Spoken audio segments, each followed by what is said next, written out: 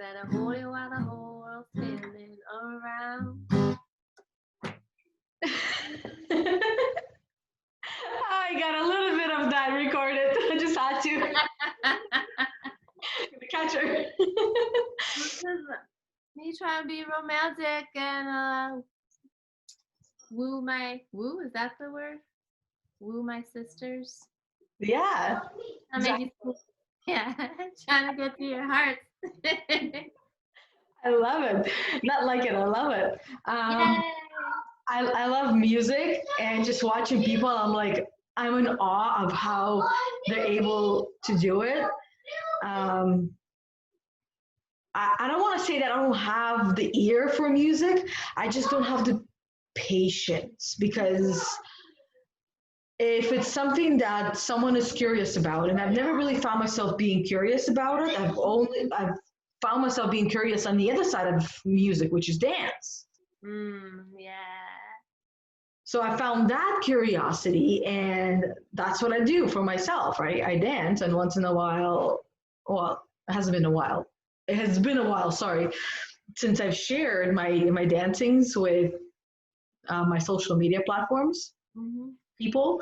Um, but yeah, It is just as important. Something that I always reflect on at live shows is the audience is just as important, if not more important, than the person playing. And I feel that way with dancing too. Like if music invokes the dancer within, then that's just as creative and co-creative with the music, just as creative as the music and the song. yeah. Dancing is a creation, just like the song itself is a creation.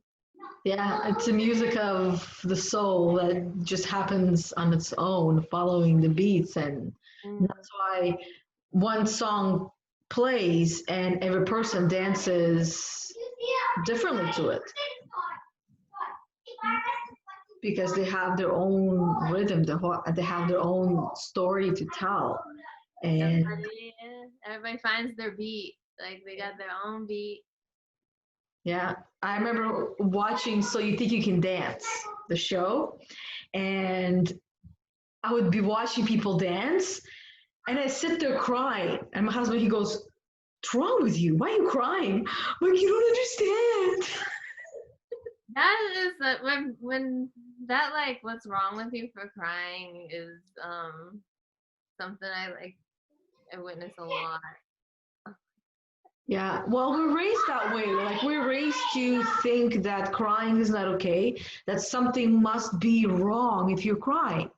But why does something need to be wrong to cry? Why can't we just cry because we're loving the moment, because we are enjoying, because we're understanding the story that these two people that are dancing telling with their bodies?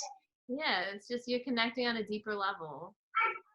Yeah. Like, that's all. Crying to me is just like an indication that I felt something deeply, and now the energy is trying to like come out of my body somehow. Yeah, and nothing is wrong over in that moment. So the whole what's wrong, even having children, I know I'm guilty of that. I've done that, and I mean I still do that, but I actually stopped. But when they cry, I want to ask what's wrong so I can fix it. But it's not mine to fix. So if something is wrong, they should be able to come and tell me, not me ask them what's wrong and then try to fix it. So yeah, and well, and they gotta like by you asking what's wrong, they learn that you are a safe resource and a refuge when something is wrong because you know that you care. yes, but at the same time, if nothing is wrong and one is crying, when that question is asked, the brain will look for something that is wrong to give their response.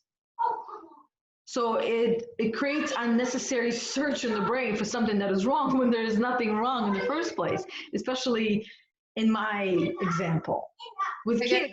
A more empowering way to ask the question would be, what are you feeling or how are you feeling? Hmm. Usually the response would be like, I'm sad because I'm That's, crying. But that's needs to be said. Like that's even being able to say I'm sad is empowering. yeah, I think the biggest goal, sorry, not a goal, because I guess it's my goal. That's why I said it's a goal. Because my biggest goal for my kids is for them to understand their feelings and emotions when they grow up, and even now, because being a core energy coach, we get to see. At least I get to see because I can speak for myself. I get to see how many people are simply not aware of their feelings and emotions at all. I think actually you bring up such an interesting point because I wonder if you run into this too. So my favorite question as a coach is how does that make you feel? Mhm. Because that's how we do the work of connecting the thought to the feeling to the action and seeing that our thoughts dictate our feelings. And the first step of understanding how our thoughts dictate our feelings is recognizing that we are having a thought and it's making us feel something.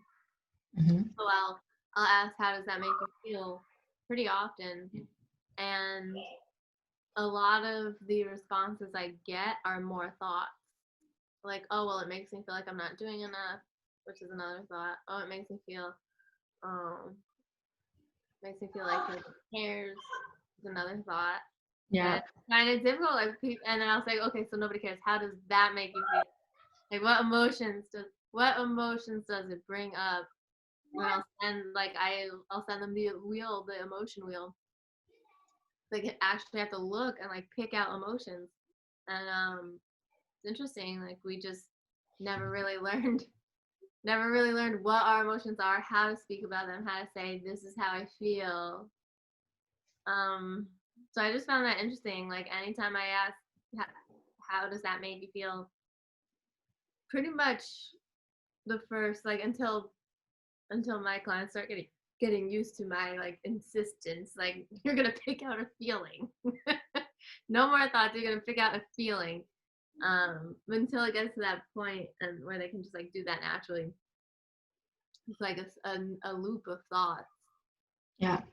And that loop of thoughts sometimes is silent, as I would say, at least in my experience.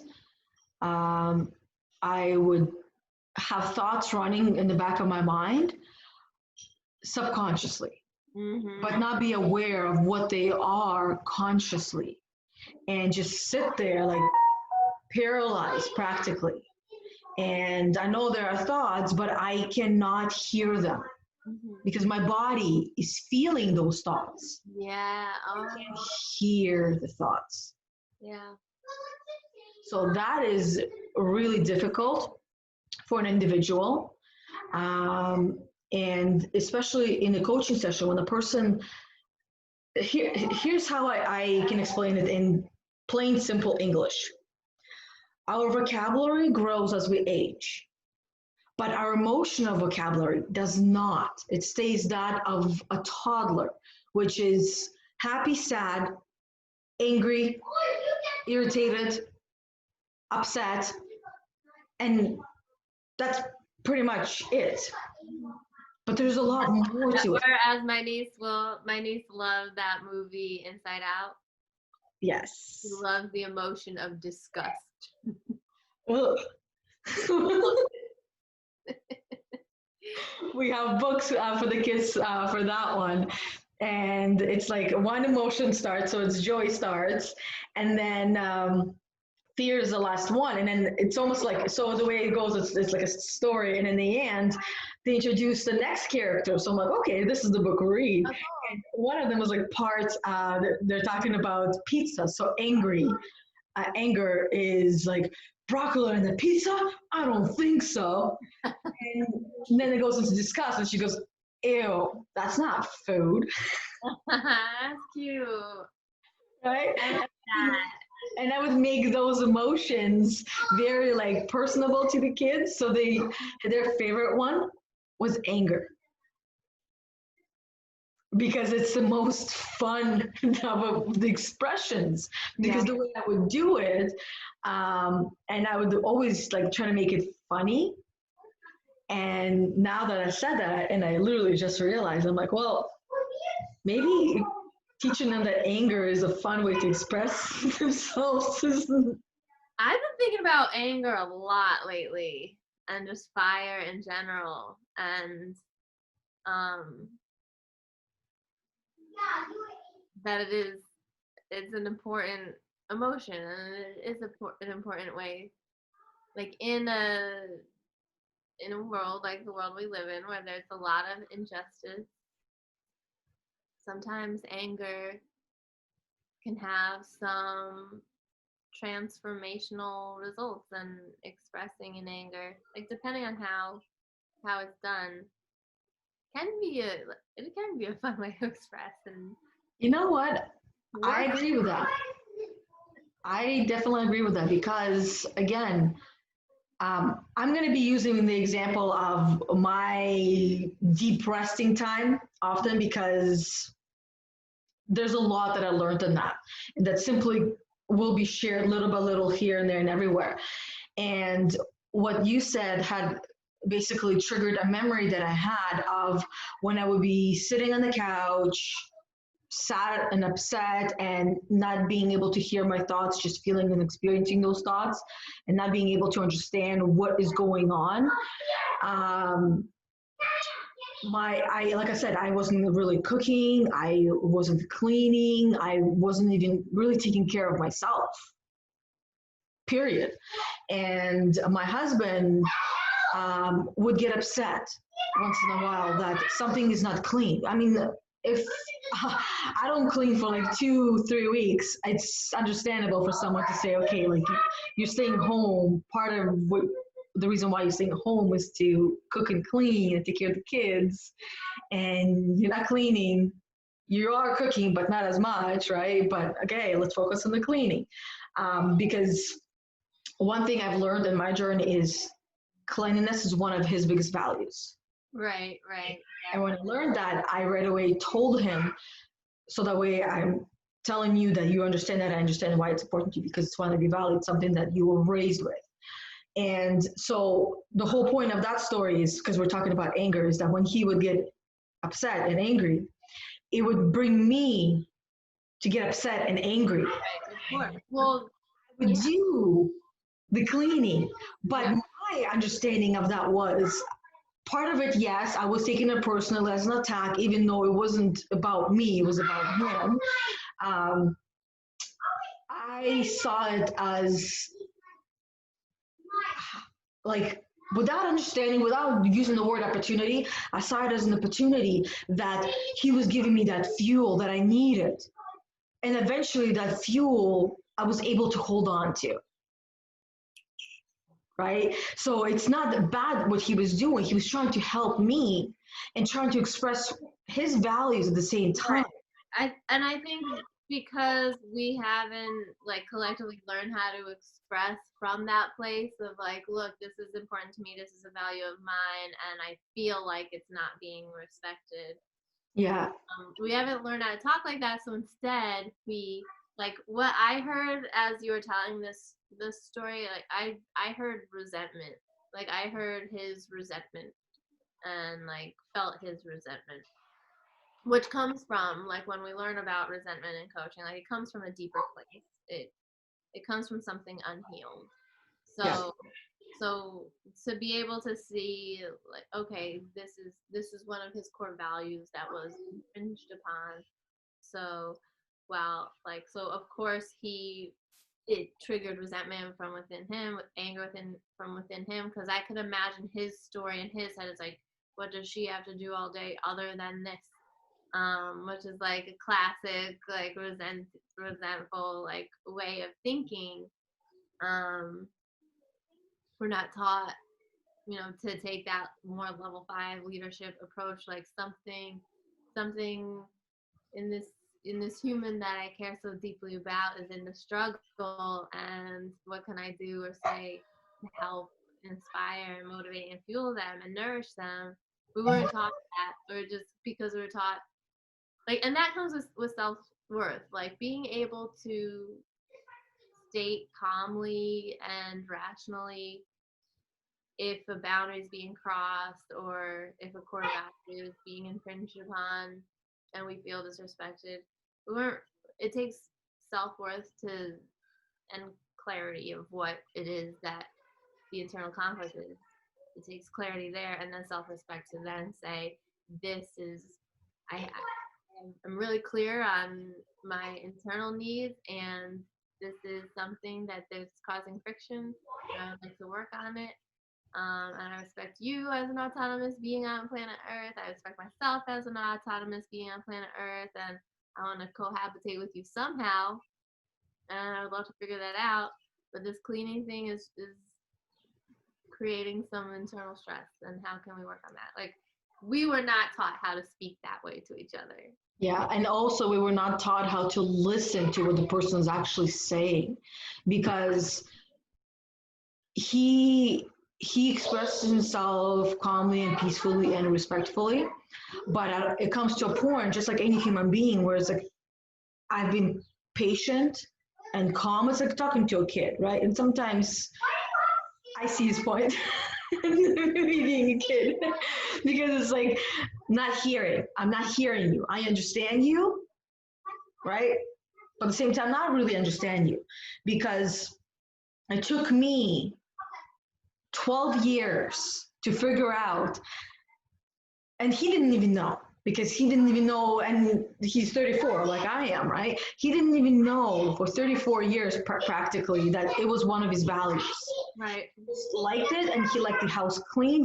This is how he was raised. This is how we're supposed to be living.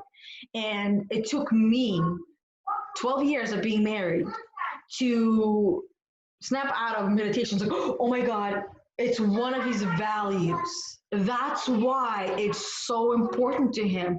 And that's why it creates a disbalance. Right. So when something is so valuable to you, and the other person is not seeing and not understanding it, you can't help but take it personally. Mm-hmm. Right. No, it's not. So little by little, telling me nicely and calmly over years, right? This is what I like. I like the house clean. And this is like saying, my value is a clean house. And we are not taught to hear. We're not taught to listen.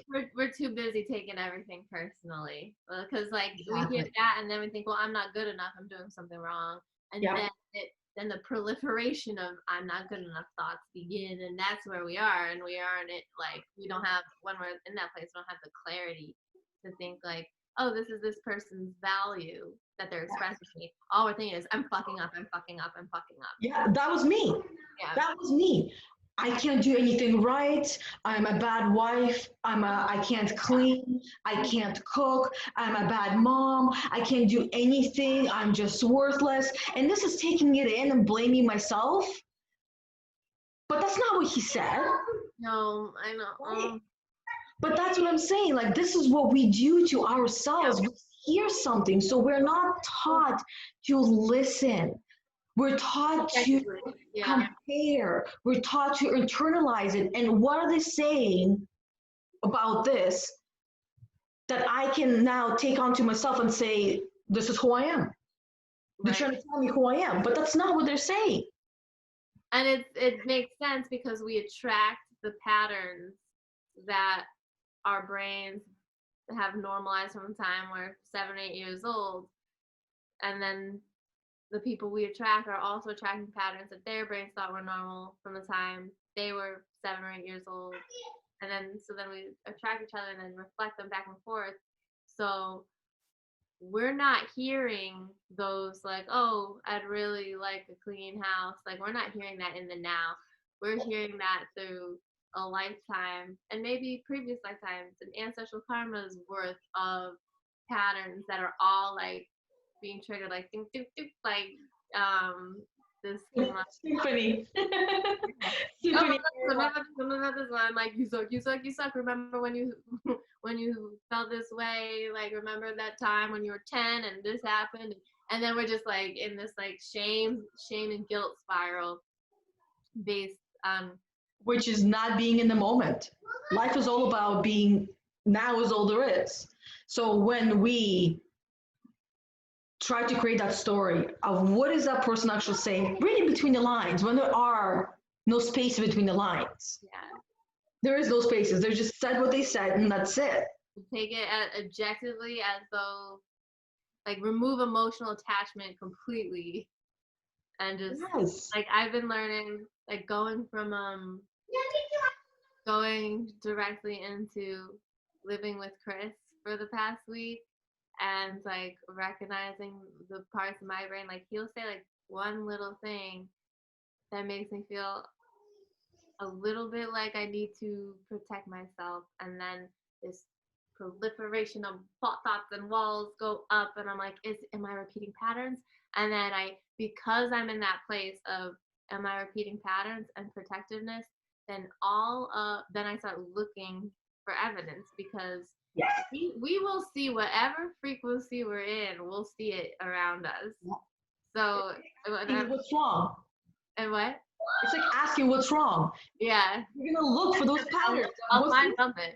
I will find like it's like the nicest dude I've ever met in my whole life, and there I am looking at him like for something wrong.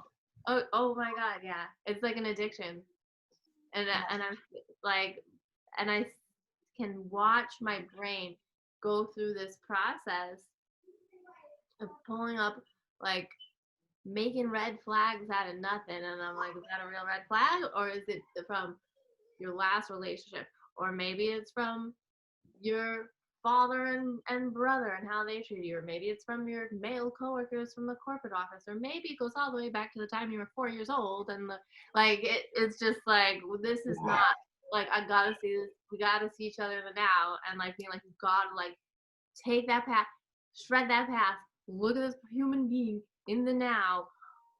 Like, this person is not your ex, they're not your father, they're not your brother, they're not your boss. Like, yeah, they're a completely whole different entity. I'm gonna silence my phone. It's making noises. It's annoying.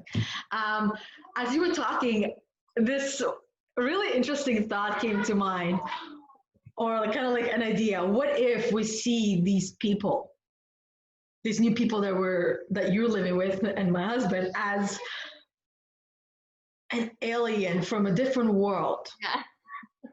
Because that way we simply cannot compare them to anyone. We're just so curious to learn all about them. Who are you? Where are you from?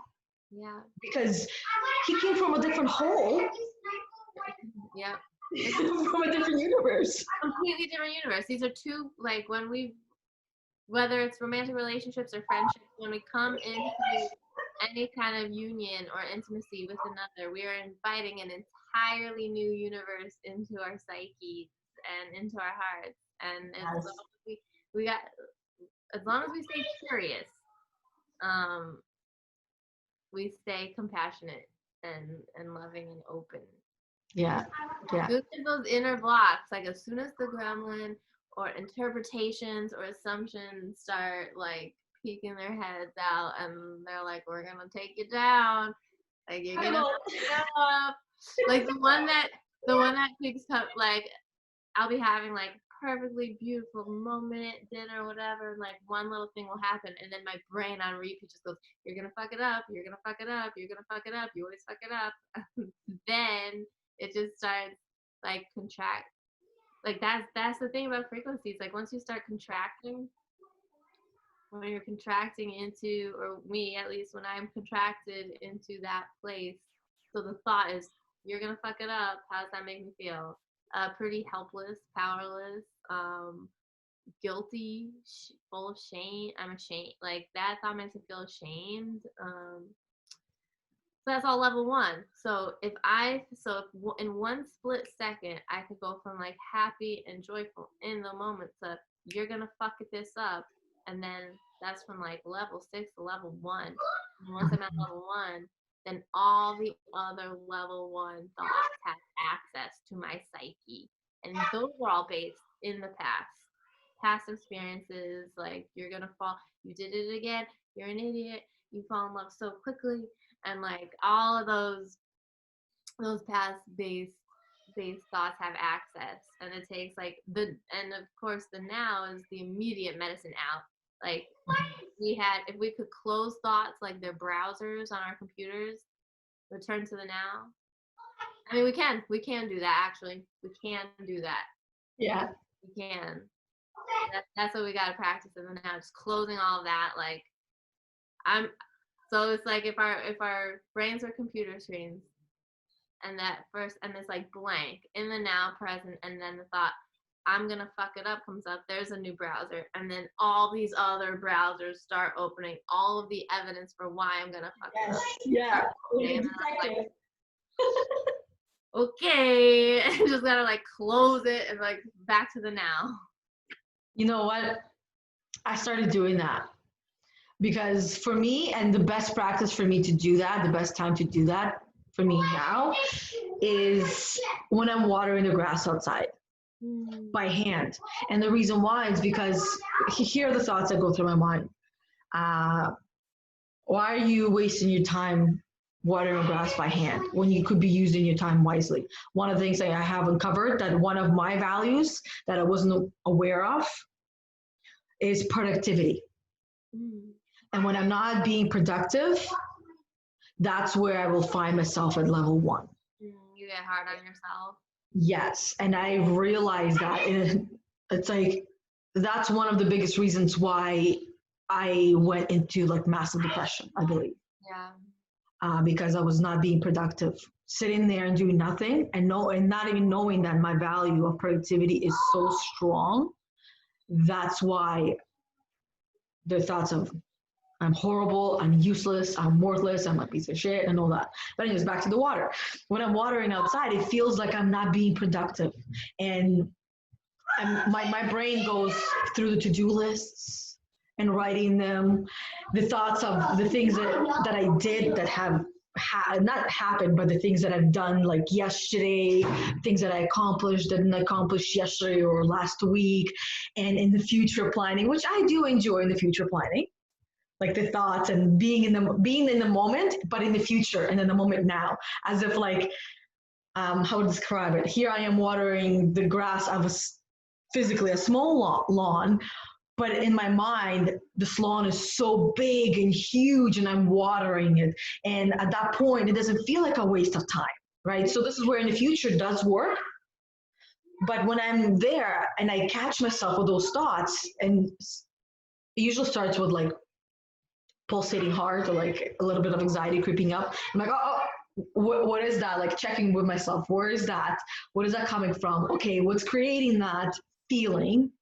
Yeah. Because it takes practice to figure out what the thoughts are. And sometimes I'm not really clear what the thoughts are still. Right. So then what I recognize is that whatever is happening, it is either in the past or in the future. It is not in the now. So it's like, focus on the now. What are you doing now? And kind of like talking to myself of what I'm doing now, what I'm enjoying in the now, what I could enjoy in the now, and trying to find, and I can't really think of the other things that I say because I usually say them in the moment, whatever comes to mind, but different ways of how I can bring myself into the now and enjoy the process. This is my time. This is my moment. It's like the 8 Mile song plays in my head. This is one time, one chance, one opportunity. I will never touch this grass now ever again. Reality.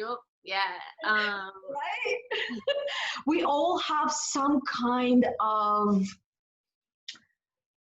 like a theme song playing, depending on what it is that we're doing. I got a soundtrack. Yeah, soundtrack. That's what I was looking for. Yeah. So, now back to now that'll be in by today's soundtrack. You're welcome. Hey, soundtrack. Yeah. I wanted to ask you, and just note for anyone who's watching this, when it comes to core values, they mean different things. Like a word can mean different things to different people. Yeah. So the core value of productivity. I was curious what that means and looks and feels like to you. So to me, what productivity, and I had to redefine productivity for myself because I wasn't really clear on what that meant to me. It just meant do something, and originally it meant like have a whole entire day of my to-do list and do them nonstop until the whole list is done. Now, productivity to me means get things out of my head, whatever thoughts, ideas, plans, all of that stuff that's going on there, get that out of here, because if it's not on paper, it's going to keep replaying and it's going to take me out of the moment constantly. So that's part of me being productive. Mental health. Exactly. And then going down that list and doing the things that I feel like doing. Yes. Productive. Yes. Because like, for example, I can like go over my list of the things that I've done and I haven't done. So for example, doing some school. Like for example, finishing the IPEC assignment. That would take me about half an hour, but I didn't feel like doing it the whole entire weekend. And I know that when I start adding different things to the list, that one will stand out more to me one of these days. Yeah. And I will just get it done like this. Yeah. So by me just having it on my list and not in my head, that is already being productive, and getting these things done and checking them off. That's what being productive to me means. And that means not only that my list is shrinking, but I'm actually moving myself forward in a little areas. And the example I would give is, for example, gardening. Mm-hmm. Right, setting the backyard up the way that I would love it to look, like the vision that I have of it looking like in the future. I can't have it now. There's no point of me getting upset, irritated, or angry, or depressed, or sad about not having it now. Well, what parts can I do now before I'm able to complete that whole project? And what you're speaking to is what embodiment really is. Something that I've been working to embody since I began studying Lemuria and star seeds and Pleiadians. I've been working on embodying heaven on earth wherever I am. And I think I may have told you about the vision that I use for the tribe that I've been using for years. Like when I travel in meditation to connect with my why, as soulpreneurs, we're encouraged to get really clear on our whys for why we want to create wealth for ourselves, because it could be a difficult journey for a soulpreneur to accept payment and money for sharing our souls, because the soul has not been valued in our society. So part of that, what I learned through getting clear on the why, was the vision that I have for the tribe, that like our own too loud. Keep going. Everyone should hear it. I love that. Just like my husband, I was on my call on Saturday, and it was like almost 8 minutes past. No, sorry, but when he started scratching on the door, it was 6 minutes past 11 o'clock. That's how he started scratching at the door? Yeah, he does that to kind of like, okay, it's time to finish. He comes to the door, it's like, and I go to my, this is a peer client, right? Like, and I go to him like, can you hear that? She's like, yeah, that's my husband telling me time is up. I'm like, oh my God, James. But they, like that closing the door, if the door was open, he would come and like look and close the door because you could see it in the video, right? And it gets our attention. It does. I see someone moving. I love that though. It's like, to me, it's like courtesy. That's the word comes to mind. That he's being courteous to you and giving you your space and time and doing your thing. Which Right. is like, which is very generous and amazing. Like I just like showed up someone else's space. So I'm like, all right, I gotta Zoom now.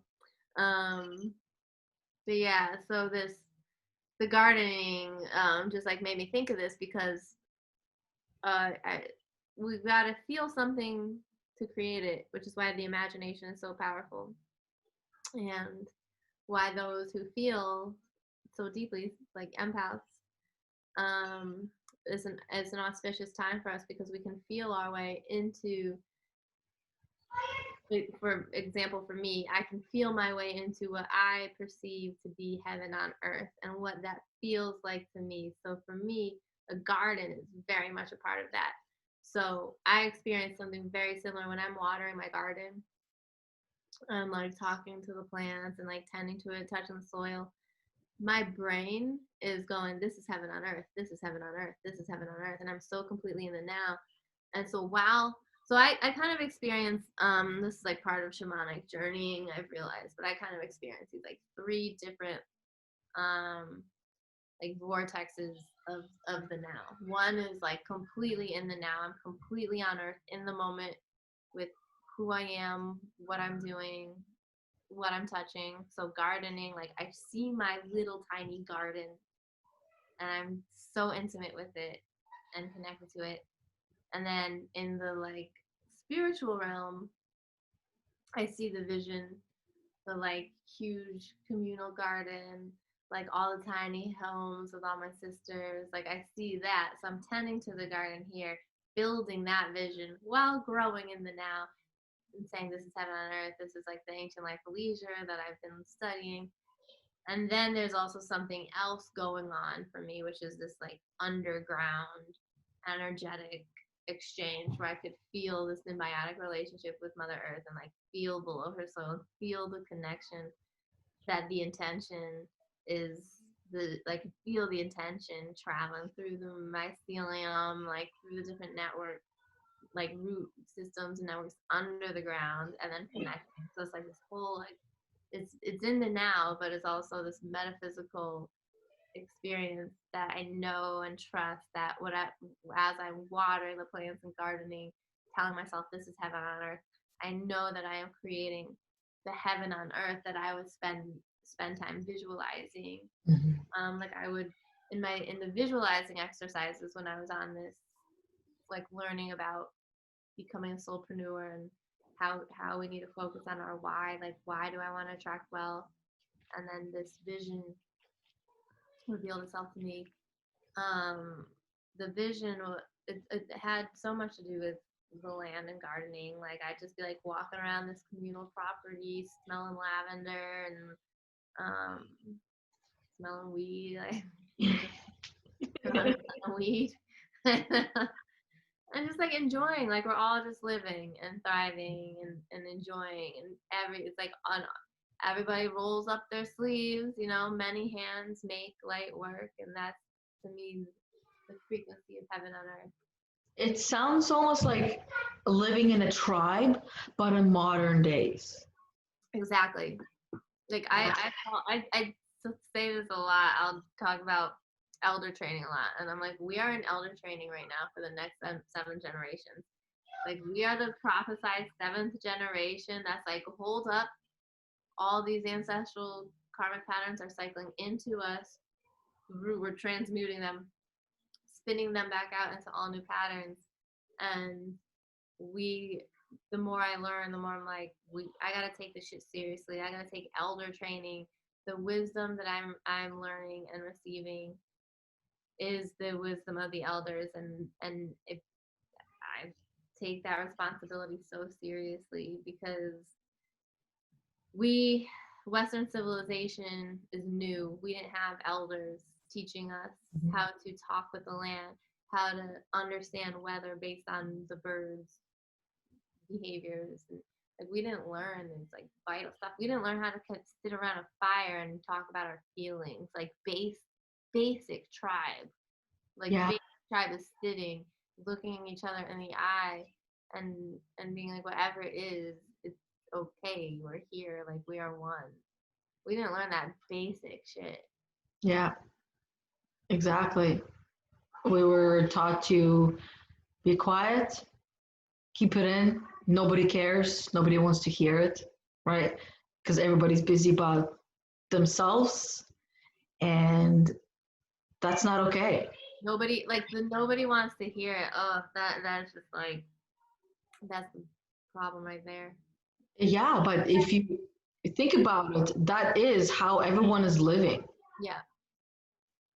I think I just journaled. I think I was just journaling about that, about like the um my inner child, like the stories that I told myself as a kid, like there'd be like the times I didn't speak up for myself when I was violated, and the trauma that I've carried, um and I thought, like, what was I thinking then that I didn't speak up and share?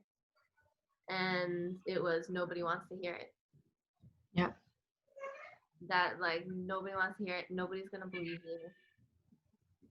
Yeah. Everybody's gonna like. And this story, the collective story of like the white male as the hero. If a white male was the reason that I was violated and I didn't speak up, it's because look around, like white men don't get in trouble for shit. So why speak up? Nobody. So it's like nobody cares. Nobody wants to hear it. Nobody wants to let their heroes fall, and the white man's the hero. So why would I be believed? Those are the like recurring themes that kept me silent, speaking my truth. But why does anybody need to be a hero? Why can't we all be heroes? Oh, we are. It's just the patriarchal system set it up so that the white male European settler is everything. Yeah. That's not okay. That's colonization. Yeah. And that's what we're facing now, global colonization.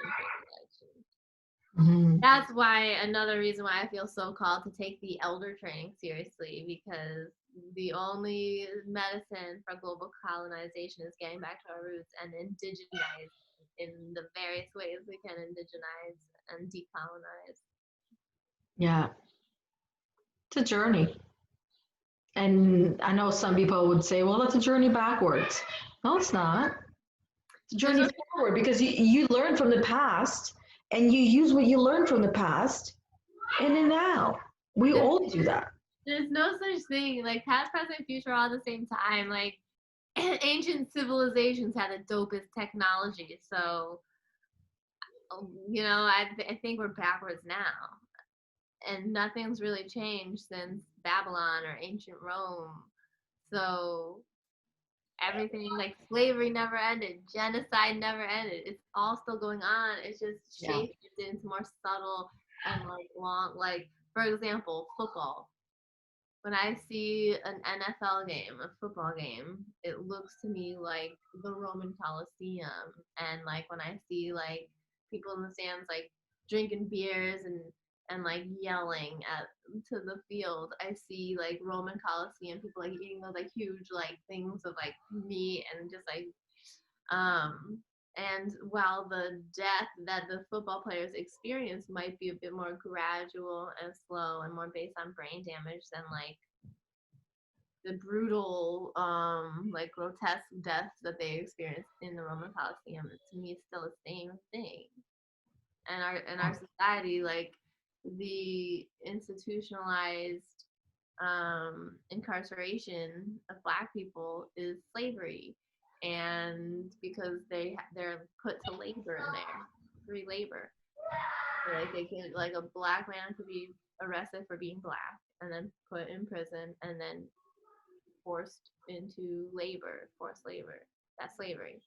And systemic murder of a race, the systemic murder of Black men and Black women is genocide. So these things from our past never ended. It's still white power because of wealth. It's still white power from wealth, making the decisions and using force to control an entire population. So we've been backwards. Yeah. And the mystic is from the past, living in the now and stepping into the future. So we can take all of that information from the past. Like my old soul remembers all that shit like it was yesterday. Like now it's no different.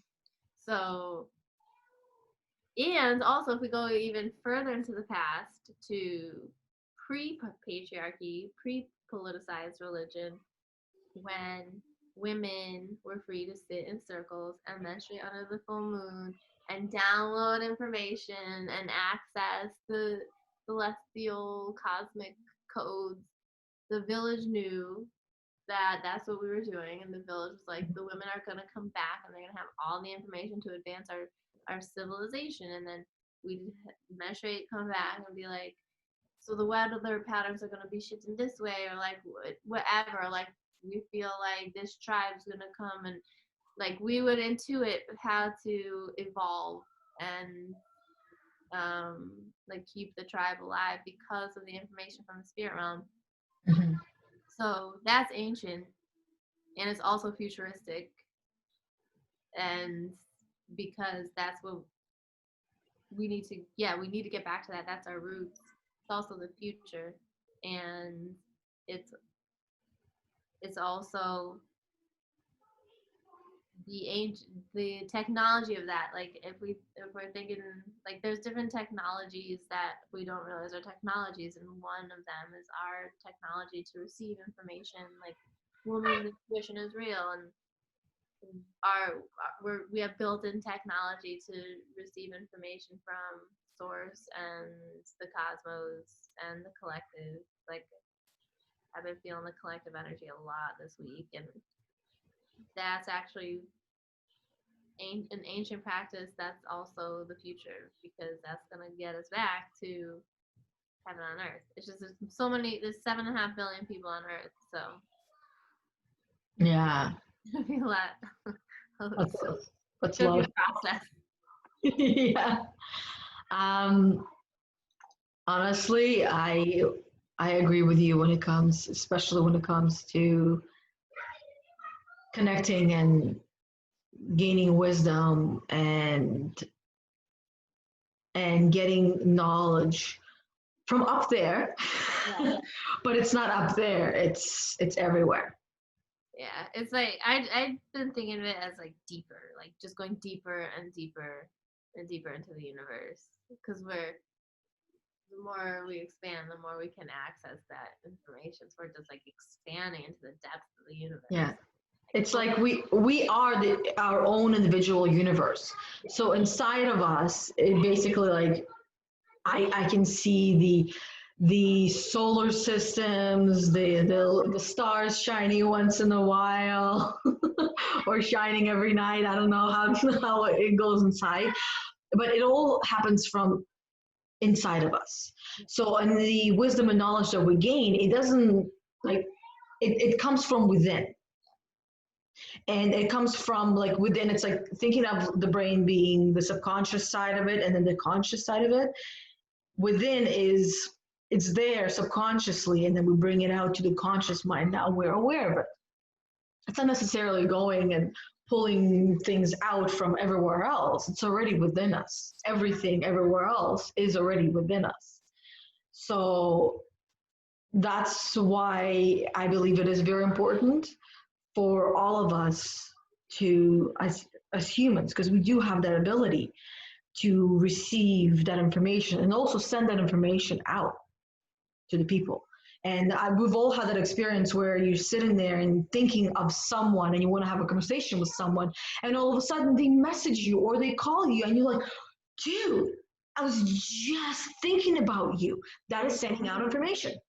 And that's for real. Like that's real. That's like a real universal like tug. Like I started practicing that. So let's say when I have a conversation with someone, but I don't want to be the one to reach out. I'll just focus on that person in a good way. How has it been working? And they message me. Yes, of course, does not surprise. Right? And it's like, well, I wanna work with this person. How do I do that? How do I get them to come to me? Right? Because I also, this person that I speak of, I know her fairly well. And this is like bartering, right now. Mm-hmm. And she messaged me. And now we have scheduled weekly appointments. Nice, yo. So, and she was the one that reached out because I tried to reach out before. And I understand where she's coming from as well, right? Um, and it's like I want to share what she's been through, but at the same time, I don't. Um, so I don't think I'm going to share what she has been through unless she kind of gives me the go ahead. And I know that she will be okay with it, but at the same time, I'd rather ask for permission. But anyway, so I know the things that she's gone through, and of course, there's always more to the story than people share, right? And even the story that people share is usually sugar coated. Yeah, and it's right. It's tough to share because there's some things we don't want to face ourselves. So then, like telling another person, and like we don't always know how far back it goes. And yeah, so yeah, go back. Yeah, right. like, So hint at, like exactly. hint at the raw and the depths of it. That's why intuitive coaches are so amazing, because we can sense it. We can sense when you're like tiptoeing around the real, like the deepest, darkest shame, like whatever it is, and we know it's there, and we're here to hold the space when they're ready. But it takes a lot to bring that to the surface. Because then you gotta let go of it once it comes out. Yeah, or work through it if it's really deep, because sometimes you can't just let go of something just because we really, really want to. Yeah. I mean, like, more letting go of like like, this is my secret shame, like letting go of the need to keep it in, and The attachment. like exactly, the attachment. It's my secret shame that I'm gonna make myself feel miserable about forever, and it's those kinds of, like, that's why working with someone can be so amazing, to just let the shame hit the air. Yeah. With its power. And then release it, because if the goal of every human being is, or what we all want, is to have ultimate freedom, and if we hold on to all of that stuff, we can't experience ultimate freedom. So that's why uncovering it and letting go and speaking truthfully and honestly about everything is key. The ultimate freedom. Mm-hmm. And that's why it's like, I don't like to ask a question of people of how are you, because it's usually always followed by a lie. I'm good. Are you really? Most people are not good. It depends. It's so funny. It depends who we're with. Like, Chris is also a coach. So all day, I'm like, how are you feeling? And we'll both sit there. I'm like, I feel, and just start listing feelings. So it definitely depends who the person is. Like, I know if I ask you how you feel, or how you are, or one of those Coven sisters, I know I'm gonna get A deep answer. Yeah, I'm gonna get some reflection. It's interesting. Like, you bring up such a cool point too. Just like, we are programmed to say, "How are you doing? Oh, good. How are you? Oh, good. Yeah." Like these like automatic responses to keep the status quo and the machine going and perpetuating. And then if we pause, I'm like, how are you really?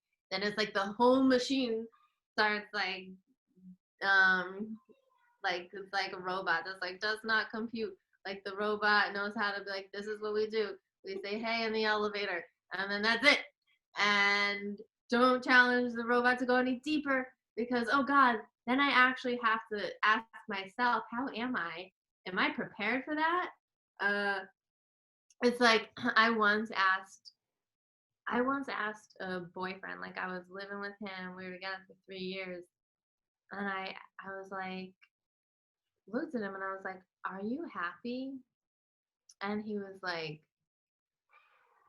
sometimes you just ask me questions that are dangerous for me to think about. And I was like, whoa. And then I was like, I get it. I mean, I couldn't continue. I was like, if this is because, like, It's dangerous to be happy. to think about. Like, so I was a mirror for him. I am, you know me, I'm a wild, I'm a free spirit. I'm a wild woman. Like, like I'm gonna, like, and I am emotional and I am raw. And that was what attracted this guy to me in the first place. And then pretty immediately started censoring me and with using shame, guilt, like I could feel his embarrassment. Like the very things my wild spirit attracted him, and then as soon as I was his, my wild spirit embarrassed him. And so I was constantly like we were both challenging each other all the time, and I was losing myself. I was contracting and staying within like where my emotions. I know myself, and if normal people are if if emotions range from 1 to 10, I experience mine from like -15 to 15. Like I am an also empath. You are an also empath. Like we know deeply. And then that same scale, this guy preferred me to stay between like 4 and 7, 4 and 8. Like that he was like comfortable with. Too enthusiastic was like passion. All those things, like all the same things that attracted him. My passion. Passion freaks him out. Enthusiasm freaks him out. Wild anxiety attacks freaked him out. He was more okay. He seemed more comfortable with anxiety attacks than like my passion and joy. The anxiety attacks, we played with each other's like on each other's anxiety because he had a prescription for Xanax and I had a prescription for lorazepam. So I think once he could like get me to be anxious more and more, we could also like fuel each other's pill addiction. So anyway, that's why when I asked him like, are you happy? And he was like, sometimes you ask me questions that are dangerous for me to think about. It's because the mirror I was presenting and I had been all along was wild enthusiasm and bliss and passion and ecstasy and he was not able to surrender, which it must be difficult for men. Come to think of it, like that's like a feminine, like those wild, like the feminine is wild, like bliss is feminine, like divinity is like passion, surrender, joy, like oh, these are like so uniquely just like raw feminine, like and so it must be difficult for men who have been taught to like remain stoic or controlled. It must be a difficult mirror to look into because we also are attracted to what we admire in others. Yeah. And those attractions are meant to be mirrors to bring out what we admire in others in ourselves because that's what we perceive. So when we're attracted to what we perceive worthy of admiration, we're actually looking at a mirror, and it's not about that person, it's about us. So in a non-codependent relationship, in a healthy, balanced relationship, those things that we admire in each other keep growing and growing and growing. It's like how the what the coven taught me, just having these mirrors of sisters, like all being like, you're so great, you're so great, and just like building each other up. And so realizing in, like, for women, what we admire in men are probably typically masculine things, like discipline, structure, like logic, reason, Productivity. planning, you know, problem solving. Yeah. Yeah, productivity, exactly. So like we're attracted to that, and it's our like karma to bring it out in ourselves. They're attracted to us, and we're wild and emotional and raw and like divine.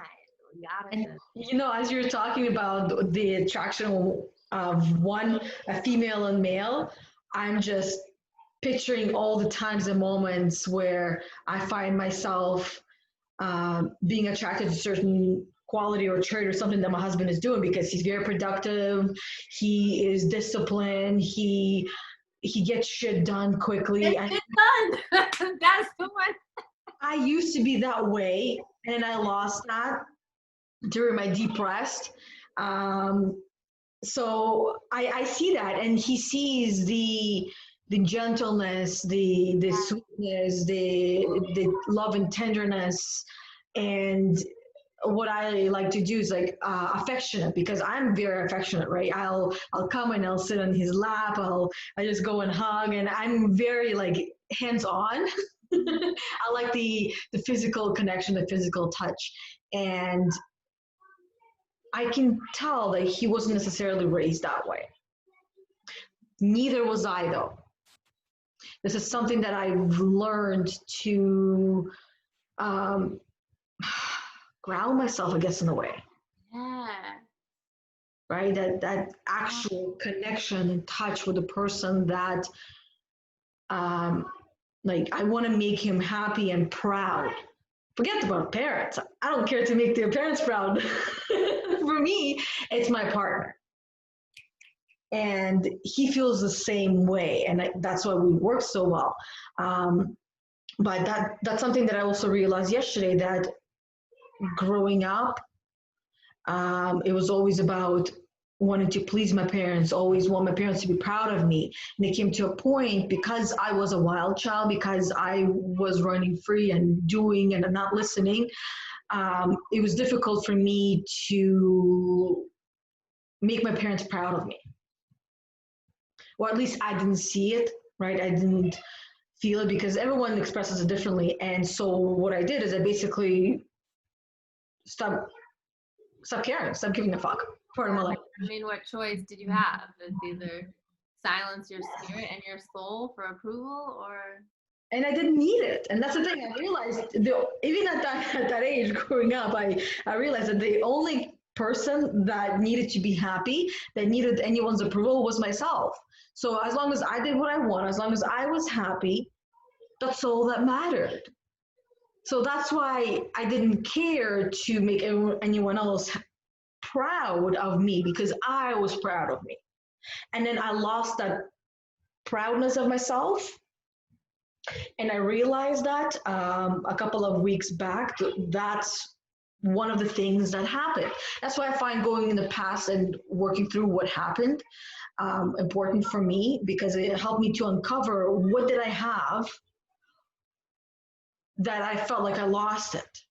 And I can have it back. So what I lost was that feeling proud of myself. So I'm starting to compile a whole bunch of questions for myself. And one of them is, I can't remember exactly how I worded it, but this is where anyone that's watching, word it however it makes sense to you. But basically, I would ask myself, what am I proud of? Right? What am I proud of myself for today? For now. I try not to think for the past. but it does come up, right? So I am proud of going through everything I've gone through. And I'm happy that I was given that opportunity, because I wouldn't be here right now. I wouldn't be asking these questions. I wouldn't be having this conversation with you. I wouldn't be sharing this video with everyone that's watching. This would not be happening. I would still be working for someone and wondering, who have I sold my soul to? So, I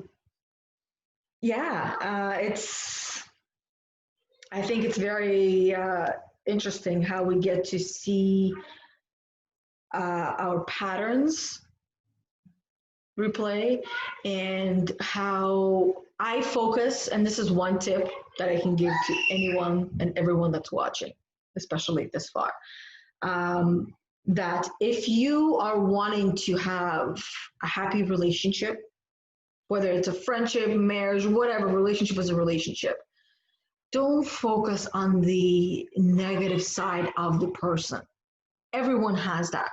But if you focus on that side, it will grow. So instead, like with a child, with a dog, with anyone, if you don't like something and you're trying to train them, but I'm not telling you to train your partner, right? I'm just saying to train yourself by not looking at that, not acknowledging that, not giving traits for that, but focus on what is good about that person. What do you love about the person? My favorite question that I ask of myself, and I do say it out loud very often with my husband, is like, why do I love you? Why do I love you so much? By simple just asking that question, again, beginning of this video, asking a question, what's wrong with you? Instead of asking what's wrong, ask what's right. And why do I love you so much? You will find reasons why. Your brain is very capable of giving you the reasons why. So change the lining of questions, not creating and focusing on the lack, but focusing on what you already have and grow that. Because that's what gets to shift our own world and our own perception of that person. What Bad shit. is extremely powerful. Like what you are describing is is quantum physics. We create each other through our patterns. That's how powerful our perceptions are. So if we don't and this is what I was thinking about when I was watching my thoughts and being and like we create each other through the way we see each other. Yeah. And on the one hand, there is a balance between seeing the best in everyone and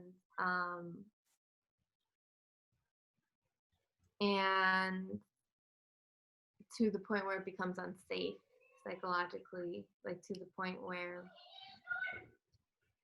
you're in a repetitive pattern of forgiving and not change behavior, and which is also a feedback. So yeah, we've got to get real clear on our quantum feedback loops for ourselves and for how we see others, because the loops, like we have our loop, someone else has their loop, and then depending on the sets of patterns. So let's say it's like a level 4 loop coming into someone who's like a level 1 loop. There will be an interplay and sets of patterns, and so it's just really like it can get pretty trippy to think about how powerful we are. But I'm telling you, like, that's why the coven calls, describing it as like, you're so great. No, you're so great. What we do is we're holding mirrors of our highest selves up for each other, holding space for the shadows. The shadows come up and we work through shit. And then you just look up and see all these beautiful faces, just like, I'm like still here with you, you know, like we got you. And that's because that group of witches have gone through the shadow work to challenge how we perceive the world and what we're projecting onto others. And so like I could come in here and project like my 35 years worth of bullshit onto someone else, or I could check what's mine, what's now. Like I could probably recreate my previous timelines. So like this kind of analysis, thought by thought, it's quantum physics because we're creating timelines with every thought and every choice and every way we choose to perceive another now by now. I could probably recreate the past out of this whole situation I'm currently in. Mm-hmm. Like I know that my mind is that powerful. And and that's why it's just so important to choose like which timeline you want to live in. Like, do you want to live in and be objective, like not kid ourselves, know what's intuition, know what red flags are, if the time, like remain objective about what timeline we're creating. Like if there comes to a point where we need to evaluate, to emotionally detach and like run it through the sets of filters, like am I choosing the perception that allows for the highest good for all, or am I looking for what's wrong in the situation so that I can repeat, like evolve or repeat? And it's like thought by thought. Yeah. And also, if we're choosing to look at our partner in that relationship as from a level 3 perspective and kind of like forgiving them of what they're doing, even though it's not working for either one, which basically means that this is the time not to forgive. This is the time to acknowledge what's not working and why it's not working. And that can be done many different ways. Mm-hmm. But the way that I always would recommend is to sit down and or stand up or walk, however anyone likes to have a conversation, but to say what you want to say without placing any kind of guilt or shame or blame. So always the I. This is important, and it again, self-worth will get you there. Yes. Do you have an example in mind an example that you could offer of what it sounds like through shame and guilt versus a more compassionate and like well, yeah. When it comes to shame and guilt, so I can give you kind of like an example, not kind of, I can give you an example. So basically, let's use the example that we were talking about before. My husband value of cleaning and my value of productivity and then having fun and being. That is above my productivity. So I spend my Fridays and meditation most of the day, right? So this Friday that just passed, I was on the balcony pretty much the whole entire time and I absolutely loved it. And I was looking at the clouds. It was fun. So that I have figured out that this is what I've been wanting to do for so long. But because I was riddled with guilt and shame, I never said yes to myself. I always said yes to the cleaning. Friday was my cleaning day, and it still is, but the time has moved. So my husband, of course, not of course, but I knew that he wouldn't fully understand because right away it would trigger his fears and worries of, am I going to come home to a dirty house? Because Friday is my favorite day of the week because I come home to a clean, spotless house, right? So I could easily say, well, you want to clean, you clean, right? It's your value, you do it. And well, maybe you shouldn't work so much. And I mean, I can go on and add things on there, but what's the purpose? What's the point? I'm coming from a level 2, he's gonna go to a level 2, and it's just going to, it's not gonna be pretty. And if you ask, like, what's my intention here? Typically, if it's coming from level 2, it's to make the other person feel like shit. Like, Yes, but we my want to make each other feel. exactly, right? My intention though is always, I want him to understand. Yes, yeah.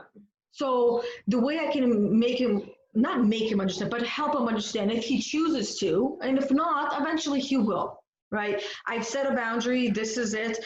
This is my time. It's out of the question. It's going to be taking place, right? You can stay later at work so that way I have more time to clean. And then that way, when you come home, it's done, right? Go hang out with your friends, find an opportunity in that time. Opportunity, that's it, yep. Go hang out, go do this, stay in the garage, hang out with your buddies, do your thing, let me do my thing, right? I have my time, I've set it out, right? I've made that important for myself because I realized I don't want to wait anymore. I've wanted to do this for so long and I've put other people first. Now it's time to put myself first, level 4 myself. So the conversation that I have with him is that of explaining the benefits of it for me and sharing that it is one of my values, using that word value, telling him that this is one of my values, here's why. Just like, and this is where it can be shame, but I don't say that because, well, just like I see your cleaning as value, right? This is my value. Right. So I value yours, value mine. That does not need to. It's just like, oh, it's just so apparent that we've all adopted ways of speaking to each other. Yeah. Through shame and guilt. Taking responsibility. And I'm all about taking responsibility. I'm the one that decided I want to do this. I want to do this. Here's why. If you don't understand it, it's not really my problem because I understand it. And going back to my child self, I understood I did not need anyone's approval because anyone's approval, the only approval that mattered was my own. Here's me now. I matter and I am important and I want to do this. Thank you. Cheers. I matter, it's important, and I want you. And this is where I told him, this is what I do. This is what it's doing for me. I would love for you to have one day a week where you can do whatever it is that you want. If your form of meditation is playing video games, then you go and you do that. Right? You find what works for you. That's your day that helps you to cleanse yourself, to ground yourself, to release, to uncover, to work through things. Then you go and do that. Yep. So that's an example of how you can have a conversation without placing any kind of guilt or shame on blaming somebody else for why you haven't done it so far. I haven't done it because I haven't been brave enough. And a key here, like you said, I matter, I'm important. So that self-worth, that connection between values and actually advocating for your values and speaking up is that self-worth that comes from becoming really clear on your values. Like they are the gateway. When you're really clear on your values, no one can tell you who you are, who you aren't, or what you should or shouldn't be doing. So you have this amazing sense of self-worth from getting so clear on your values. Yes. Like if like right now my value is truth and justice. I'm gonna say whatever the fuck I want. I'm gonna express myself, and no one can tell me. No one can tell me what I should or shouldn't be doing, or how I shouldn't be doing it. Yeah. And when we get clear on our values and our self-worth, like our presence as here as humans on planet Earth, and how we want to express ourselves starts becoming more and more clear. Yeah. And values are not set in stone, Right. right? That's why I like what you said. I don't know if you caught it or not, but you said my values now are. Yeah, they change. They change. They change depending a lot on like the collective, on where Yeah. I am in life, like or the ones I focus. Like it's all like I have like a foundational like fabric of values all woven. But some it's like, word clouds when like how word clouds show like one word's like the predominant word and then all those other words that are used in relation are behind it. Mhm. Do you know the image I'm talking about? Sounds like a game. Um, well, it's a way, it's like a data analysis tool that shows which words are associated with which other words are associated with a word, or like what comes up when people think of like integrity, like what other words come up.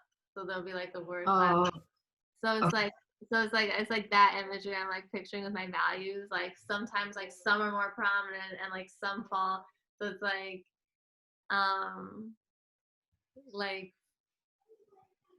when I was working, and integrity became my biggest core value. Like it was like integrity in my face. So then and what that meant to me. And because again, what integrity means to me might be different for everyone else. And to me, I was looking around in that corporate office and just being like giving a scan, an energetic scan of everybody, being like lack of integrity, lack of integrity, lack of integrity. I can't work here. And so that value is huge. And right now, like a couple weeks ago, creativity and the muse and romance and love, like that was my core value. And now that we're in this race war, like World War III, truth and justice, like war, like I'm like fire, truth, justice, warrior, like that's where my core values are right now. So it's like, and it just kind of shapeshifts. That's why I love working with archetypes, because in 1 week my archetype could be like Christian from Moulin Rouge and like romantic archetypes. In another week it could be like the goddess Kali, like ready to burn shit down. And so archetypes are valuable tools for shape-shifting into the embodiment of the core values. Mhm. Our core values, like we've actually recognized our core values our whole lives.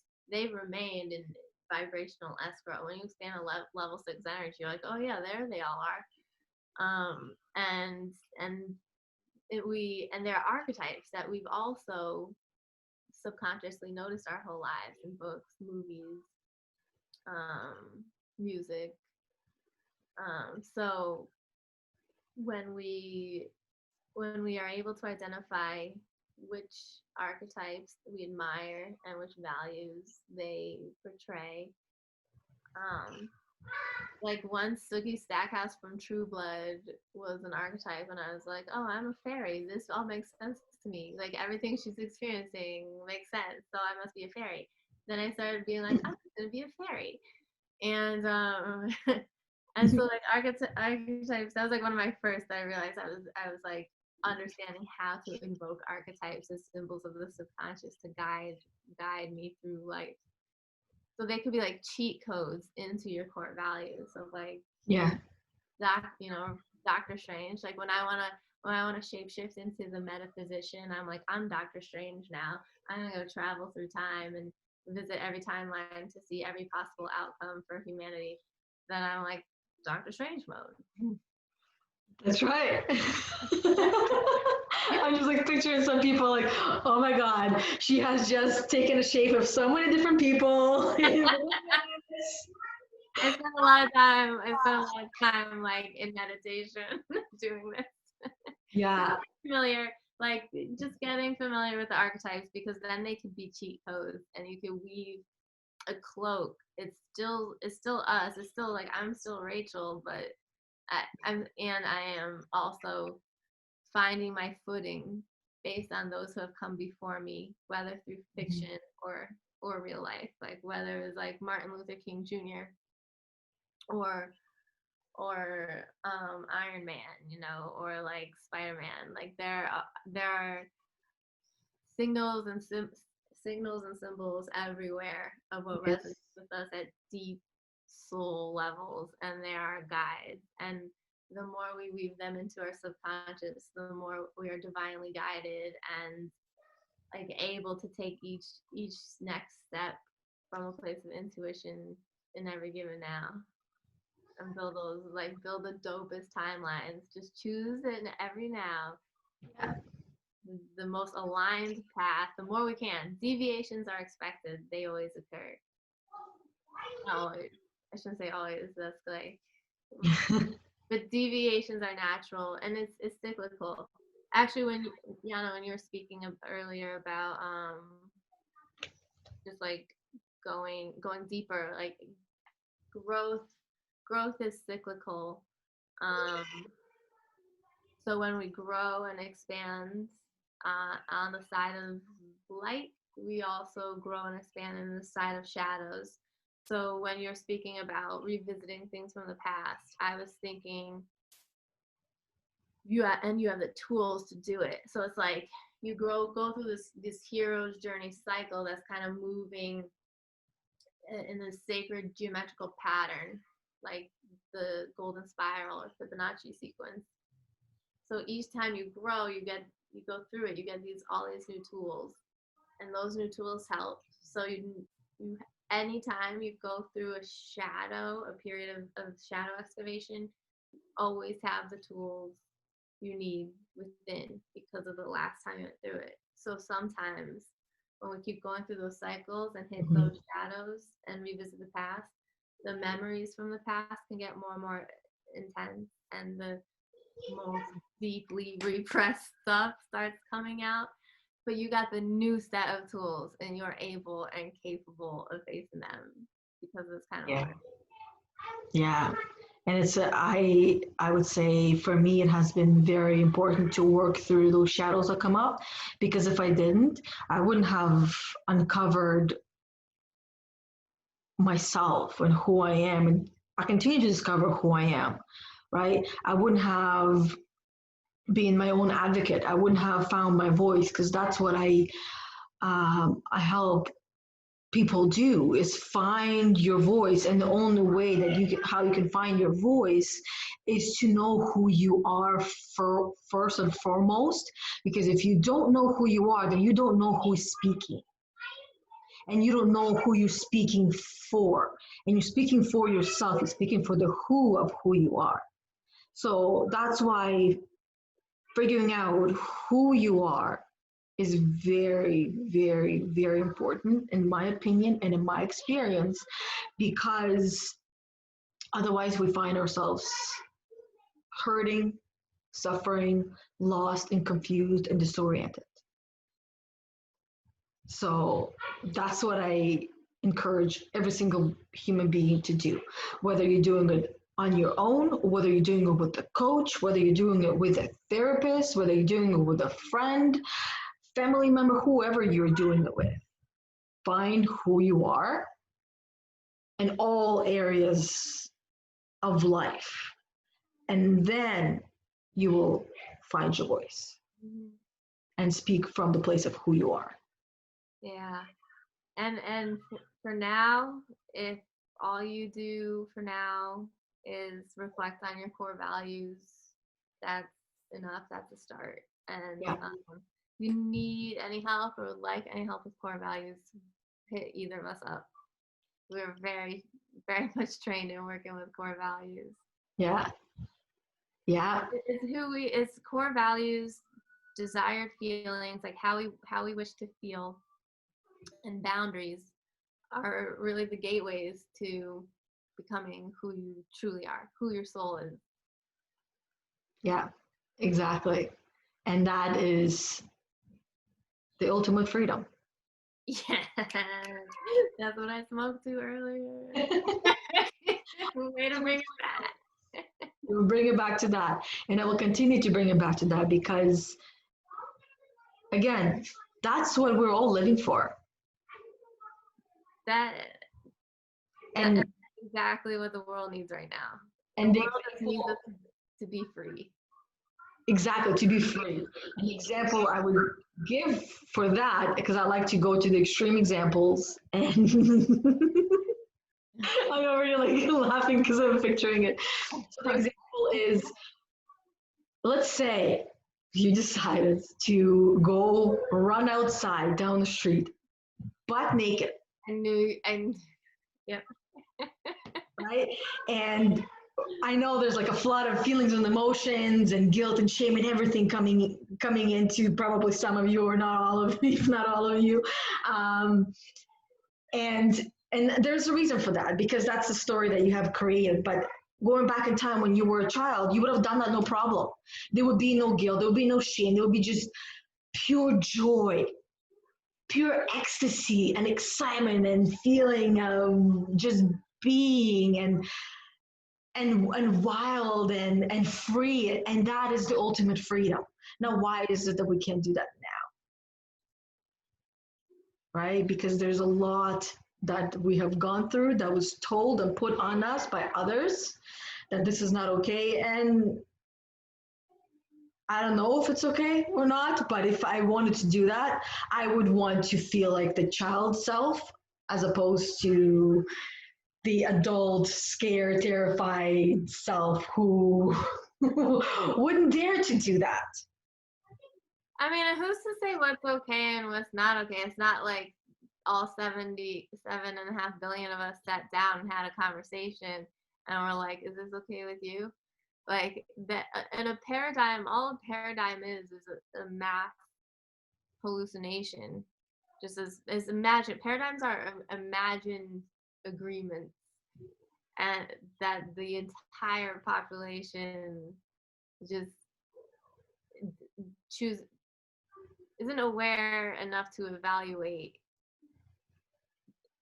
and choose sovereignty and say we're all just deciding this together. Like we're all just like, yep, okay, sure, 9 to 5, okay, like indentured servitude, slavery, like we're all just deciding these things are normal. Yeah, until we decide otherwise. Yeah, which is now it's occurring. Like that's what's happening now. That's why I'm so tapped into the frequency of truth right now. It's like, oh, I can like feel electricity in my body every time I say that word. There's like the truth that is coming to light right now. Like that, like change is gonna happen at the speed of light now. Yeah. Like Mm. there's just, like the world is uniting for Yeah, justice. It's just incredible. Like it's about time. And you know, unfortunately, like it seems to always be this way, or most of the time that before every storm gets worse before it gets better. oh, it's yeah. I mean, it's physics. And what's going on right now, I know it's a really, really difficult time for so many, and I'm not taking that away, but what I'm saying is that in order for us to live in the new earth, to live in the way that we want to live, the way that we are meant to live as one, no matter race, cultural background, color, anything, the storm needs to pass. The storm needs to happen. It needs to it needs to happen. We can't skip the battle scene. The Just like plane. any any sci-fi or like action or superhero movie, like they train and they train and they train for the epic final battle, and Yeah. like tests that come up, and the final battle scene is like it's a marathon. This is a marathon, and that's why it's such an auspicious time for healers and light workers, and why we're being called to rise, because like we're all playing different roles There's some of us in the front lines. There's some of us there. We're all over the place, and all playing our different roles. All feeling called to the mission in different ways, and what we're doing is holding space. Like there's gonna be when truth comes up, just as the shadows we were talking about individually that we excavate, and when we have the tools, we go back. There are people excavating some shit with zero tools right now, and which is where all the fear and panic and hatred comes from. Because like if you don't have tools to see yourself, and like all of society is holding up a mirror, you're gonna desperately cling to the illusion. So and use force. Like we are like this country, the United States, uses force, militarized force to protect an illusion. Like that's fucking psycho. And so, anyways, back to having the tools. Like, huh? Back to the reality. Here goes gravity. Back to reality. Whoop, there goes gravity. You started it. But yeah, so this is going to be a world that needs tools to face the shadows. Like it is a world. This is a world. There needs to be, or there is. I'm gonna stop speaking in the future tense because it's happening. It's happening. There is a mass need for light workers, and so right now, our value is skyrocketing. Like our energetic value on Earth. Like we are creating, Yes. we are creating the space for the battle. If it weren't for us holding the sacred space, the 4D battle between good and evil couldn't go down.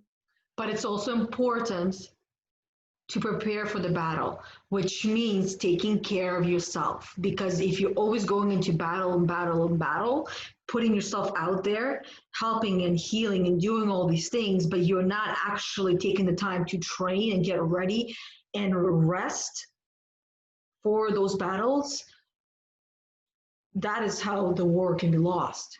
Mm-hmm. And we're not here to lose the war. What point? We're here to win the war and need to prepare, which means, for me, it means spending a whole entire day in meditation. Yes. However, I feel like I'm being called to do, because that's the other part of it, is that there is no right or wrong way. It's not all about sitting down and like listening to sounds or music or just listening to the outside world. No, it's not just that. There's different things that I feel like doing, and I go and do it. I feel like holding a crystal or a rock, and I'll do that. I feel like talking to one, I do. And if I feel like I should look into my water, I look into my water. I feel like talking to my water or writing or taking some water and splashing it somewhere for whatever reason, I will do that. It's completely intuitive. Like what you're describing is your own intuitive practice. Yeah. And what do I do with that process? I strengthen my intuition that much more. And that's one thing that I have noticed that has become a lot stronger every single day. And I love it. And I want to strengthen more and more and more, because it can be. So that's it. And I know the reason why I guess that came out, because the thought went through my mind. People are not going to want to do the meditation. They're not going to want to do the prepping part, because they're going to feel like they're doing it wrong. And by me telling you all the weird things that I do, because some people might be like, what do you mean put your hands in the water and splash it everywhere? It just felt like it's something that I wanted to do, that I needed to do to kind of like the thoughts behind is to cleanse and spread the water everywhere and love the water and spread the love, right?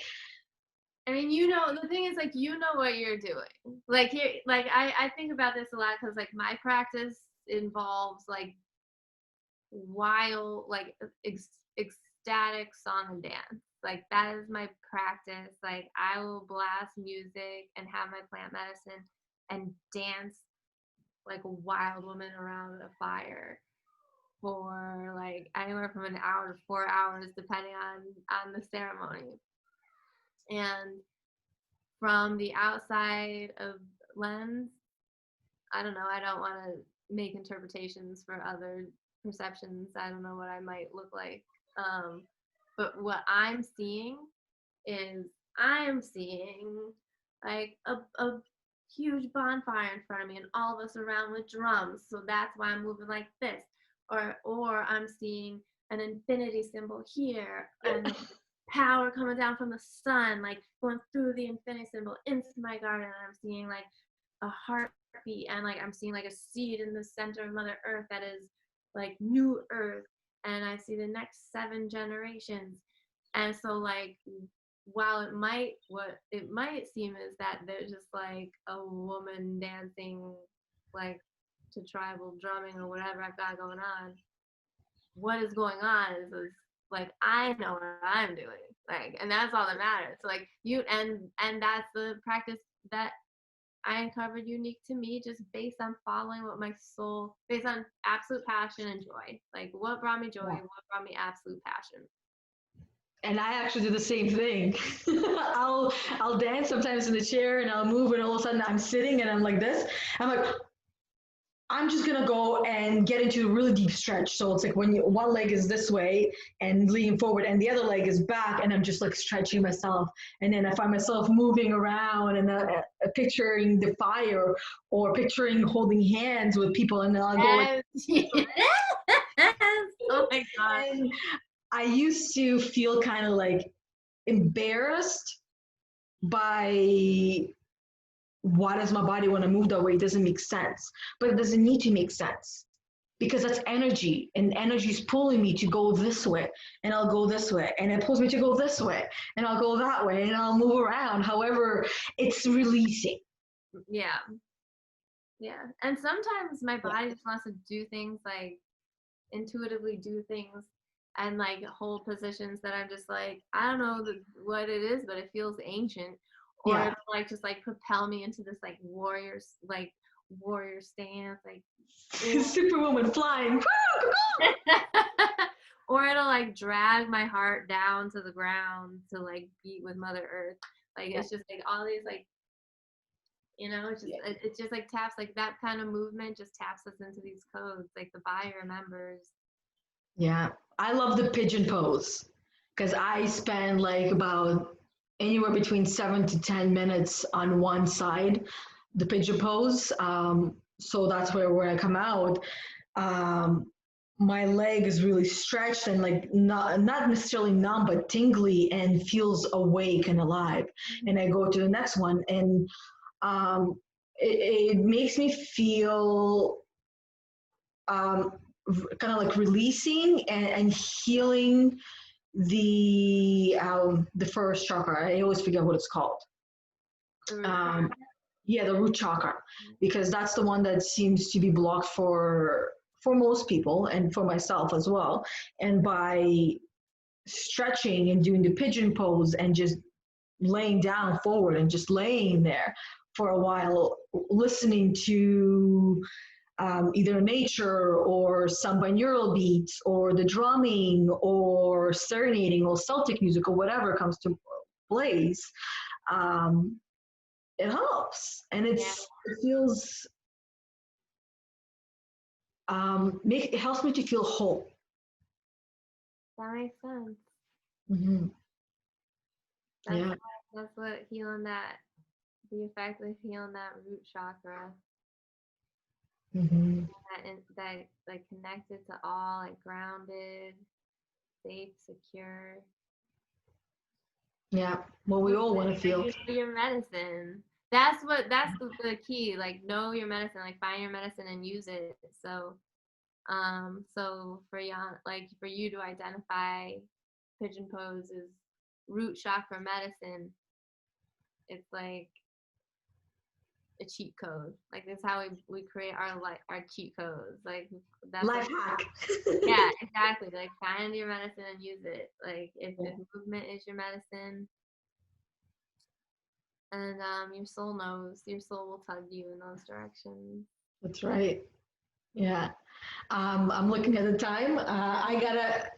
I know we both have things to do. I know I'm going to be going on in my group live. Again, I'm still going to try to figure out what time it's going to happen, how it's going to happen. Instead of planning ahead of time, just do it and I'll figure out as I go. Where your shirt is awesome, by the way. Oh, thank you. I've been admiring it. I love that shirt. The shirt. I actually love it so much. I ended up getting 2 of the shirts. I'm like, I have 2 of them. What? So I give one to my mom. But I love it. It's like bright neon and feathers. I've always liked feathers. Same. Yeah. Like watercolor feathers. Yes, exactly. Awesome. This one, I mean, each and every one of them seems to be deep, but this one, I will honestly say it felt deeper than others. I agree. Yeah. And there is a lot of value in sharing our own examples and our own stories, not only for ourselves, but for anyone that's watching, because what happened and you can't necessarily change it, but you can share it and you can learn from it and you can allow other people to learn from it, because that's what part of life is about, learning. So if we can learn from other people, then we can focus on different lessons and learn more and more and more that way. So, and at the same time, connection comes to mind, because the only way we can find the people that we truly connect with is when we truly get to know them. And this is the reason why I call my brand, myself, my group as Empath Unicorn Academy. That's like the unicorn is being yourself. And if something happened that you're not necessarily proud of, talk about it. Yeah. Share. Let other people learn, and don't feel game and shit, shit and shame when that happens. Let others learn from it. And this is how we become intimately connected to one another, learning, sharing our own shadows and hearing the other shadows, and showing up and saying, I still unconditionally love and accept you. Like we're all here together. We've all been fooled by the same patterns, and we've all experienced similar, like maybe the situations are different, but the feelings of shame and guilt are the same. And just as the feelings of like when we're at a live show and we're all feeling joy and like co-creation, on the opposite end of the spectrum, we also feel shame and guilt together, although the experience feels very isolated. It's not as isolated as it seems. So when we share the real and the raw and are vulnerable with one another, we feel more home, like we're coming home more and more. The loneliness goes away. Yeah. We're all of a sudden that, I mean, you and I wouldn't be having this conversation if we weren't honest. If the how are you didn't turn out to actually speaking the truth of how you are. And that's what I do to people. So this is where I notice people are asking me that less and less and less, because if you ask me how I am, I will tell you how I am in a nice voice message. And if you don't want to hear it, then it's not for you.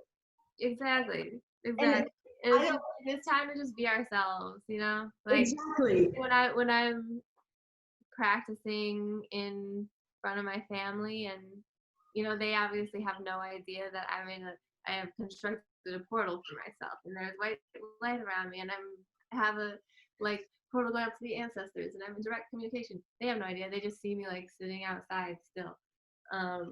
So yeah. Is she So, alive? Go poker.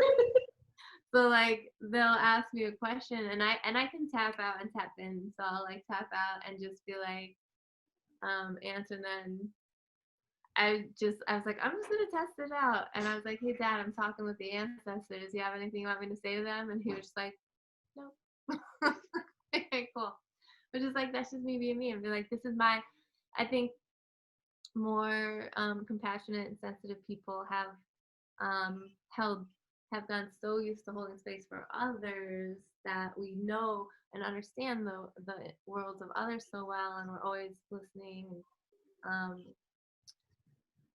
we haven't really felt safe or had the space to share our unique, vibrant inner world, the magical, Yes. mystical inner world.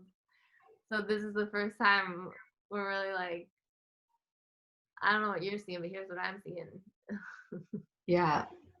And that is a perfect example of allowing yourself to be the unicorn, allowing yourself to be as weird and as at the same time normal as you were born to be. And it's the new normal. Like Yeah. this is the way that humanity's rolling right now. Like witches are back and then we're not going anywhere. And like the mystics, like the magic is all back and it's not going anywhere. But it never left. It was just too scared to let itself know within ourselves because there was a lot of control around that trapped it within ourselves. That force, it's the powers that be that use force. Like force is scary. Yeah. And that's why I have never liked doing anything by force. Mm-hmm. If force is involved, something is going to crack, something is going to break.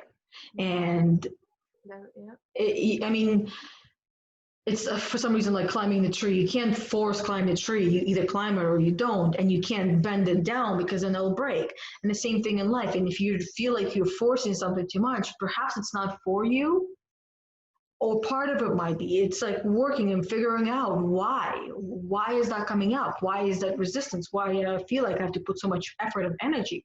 Because in life, that means doing. It doesn't mean being, and we want to be. We're human beings, not human doings. So if we're doing too much, then how are you being? And figuring out all of that. I don't know if it makes sense to people. It makes perfect sense to me.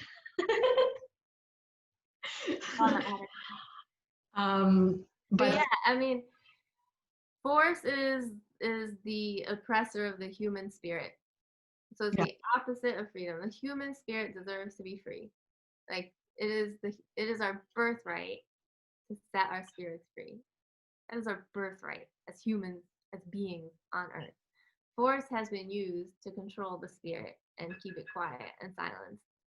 And as you were saying, like that bubble is like if you try to bend a tree and it breaks, that the human spirit has been pushed too far, has been forced into hiding for too long. And what we're seeing collectively is that it is bursting. Like the human spirit is bursting out. Yeah, I just see that tree being bent forward, and then when you let go of it, it goes like whips back and then stands back. Yeah. Yeah, it's like a slap of the air. But that's how human spirit is. I think is that we're pulled back to a point where we say, "Oh, I'm not having that, no more," and then you go back, like go forward so far, and then you find your center. But the arrow has to be pulled back first before it moves forward. Yeah. So we are in that, like, we have just let go of the bow. The arrow's going forward. Yeah. Like at high speed, the speed of light. Mm-hmm. Yeah. So yeah, definitely an interesting conversation today. I love it. It was feelings and emotions and relationship, which again, also feelings and emotions. Feelings and emotions. That's all we are. Everything. And we expressed a lot of feelings and emotions. Important. Yeah, I love it. Awesome. Okay, on to the next one. All right. Have a great video. Oh, thank you. Thank you. And have Night. the rest of your day. Oh, thank you too. Say hi to all your peeps for me. Will do. Okay, thanks. All right, much love.